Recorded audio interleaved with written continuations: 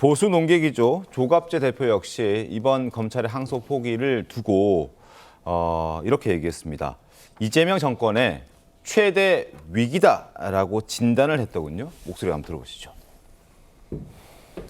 앞으로 사태 전개에 따라서는 이재명 정권의 최대의 위기가 몰려올 가능성이 있습니다.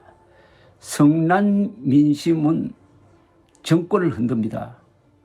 민심이 성이 날 것이냐, 여기서 풀어질 것이냐 하는 것은 이재명 대통령이 신속하게 정성호 법무장관을 해임을 하고 진상조사를 지시를 하든지 수사를 지시하든지 해야 될 것입니다.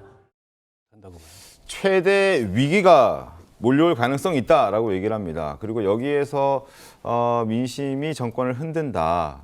그걸 막기 위해서는 신속하게 법무부 장관 이재명 대통령이 해임하고 진상조사하든지 후속 조치를 취해야 한다라는 의견을 보수 농객 조갑재 대표가 이야기를 했습니다. 양현 변호사 어떻게 보셨습니까? 일단은 이렇게 방향을 사실 어떻게 보면은 보통 사람들이 생각하는 측면을 잘 짚어냈다는 생각이 드는데요. 네. 이게 사실 검찰이 그냥 통상적으로 항소를 했으면은 2심 별로 관심도 없이 지나갔을 겁니다. 네. 사건 초기에 그냥 뭐 대장동에 그럼 수뇌부가 누구냐 이거 몇 번 언급되고 말았을 사안인데 이렇게 전국적인 유례 없는 검란으로 더군다나 폐지를 앞둔 검찰이 이렇게 가면서 사람들이 주목을 하는 거죠. 도대체 대장동 사건이 어떤 사건이길래 도대체 한번. 여기에서 이재명 대통령이 어떻게 연관이 돼 있길래 이거를 네. 주목을 할 수밖에 없고요. 그리고 특히나 이 사건의 속성이 부동산 비리예요. 부동산 개발 비리이고 어떻게 보면은 대장동 사건의 모양새가 그렇습니다. 그러니까 토지주들이 헐값에 수용 방식을 택해서 헐값에 땅을 넘겼기 때문에 업자들이 수천억 원의 폭리를 취한 거거든요. 네. 이거는 어떻게 보면은 현 지금 부동산 정책에서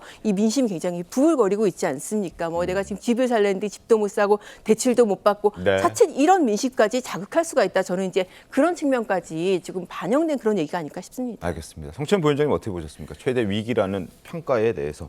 저는 우리 당이 이 건을 되게 신중하게 접근을 해야 돼요. 왜냐면은 아까 뭐 검찰의 반발 이런 것들에 네. 대해서는 저는 김병기 원내대표가 한 말이 저는 맞다고 생각하고 동의합니다.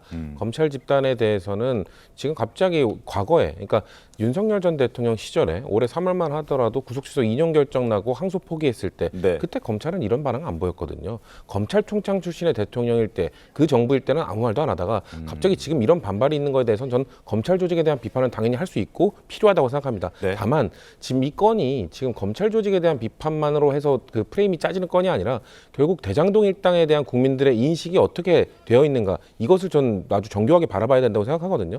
왜냐하면 저도 대장동 일당에 대해서는 정말 1원 한 장까지라도 다 추징하고 다 받아내야 된다고 생각합니다. 불법 이익을 취득했다면요. 근데 네. 물론 그거에 대해서 법리적으로 다 받아낼 수 있는가 뭐 이런 문제는 차치하고 국민들이 느낄 때는 이번 항소 포기가 어쨌거나 이재명 정부 민주당 정권 안에서 이루어진 부분이고 근데 이 대장동 일당의 수천억 원에 대해서 추징 못하는 거 아니야라는 지금 생각들을 하게 되셨고 네. 지금 뭐 민사재판에 의해서 받을 수 있다 이렇게 얘기를 하고 있습니다만 그 금액이 7천억에 훨씬 미달하지 못할 것이다. 달달하지 못할 것이다라는 얘기들이 나오고 있는 상황 속에서 자칫 이 건이 대장동 일당의 수천억 원의 불법 행위를 봐준 건으로 프레임이 잡힐 수도 있거든요. 그렇기 때문에 이건 매우 정교하게 바라봐야 된다. 단순히 그냥 이 건을 검찰만 때리고 검찰을 개혁해야 된다. 검찰 이래서 안 된다. 이렇게 비판할 게 아니라 네. 이 대장동 일당의 건을 바라보는 국민들의 민심을 신중히 바라보면서 이거에 대한 당의 입장이나 이런 대응들이 나와야 된다고 생각합니다. 알겠습니다.